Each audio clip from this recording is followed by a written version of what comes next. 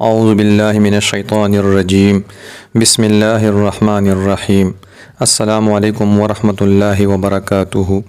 رسول اللہ صلی اللہ علیہ وآلہ وسلم نے ارشاد فرمایا، جنت میں داخل ہونے والے سب سے پہلے گروہ کے چہرے ایسے روشن ہوں گے جیسے چودھویں کا چاند روشن ہوتا ہے، نہ اس میں تھوکیں گے، نہ ان کی ناک سے کوئی آلائش نکلے گی اور نہ پیشاب پاخانہ کریں گے۔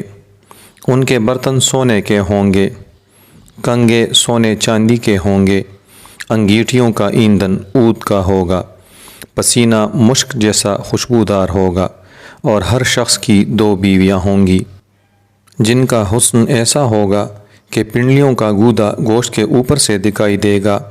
نہ جنتیوں میں آپس میں کوئی اختلاف ہوگا اور نہ بغض و عناد، ان کے دل ایک ہوں گے اور وہ صبح و شام اللہ پاک کی تسبیح و تحلیل میں مشغول رہا کریں گے۔ صحیح بخاری 3245۔ رسول اللہ صلی اللہ علیہ وآلہ وسلم کی خدمت میں ریشم کا ایک کپڑا پیش کیا گیا۔ اس کی خوبصورتی اور نزاکت نے لوگوں کو حیرت میں ڈال دیا۔ حضرت صلی اللہ علیہ وآلہ وسلم نے فرمایا کہ جنت میں سعد بن معاذ کے رومال اس سے بہتر اور افضل ہیں۔ صحیح بخاری 3249۔ نبی کریم صلی اللہ علیہ وآلہ وسلم نے ارشاد فرمایا، جنت میں ایک درخت ہے جس کے سائے میں ایک سوار 100 سال تک چل سکتا ہے اور پھر بھی اس کو طے نہ کر سکے گا۔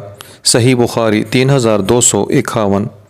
نبی کریم صلی اللہ علیہ وآلہ وسلم نے ارشاد فرمایا، جنتی لوگ اپنے سے بلند کمرے والوں کو اوپر اسی طرح دیکھیں گے جیسے چمکتے ستارے کو جو صبح کے وقت رہ گیا ہو، آسمان کے کنارے پورب یا پچھم میں دیکھتے ہیں، ان میں ایک دوسرے سے افضل ہوگا۔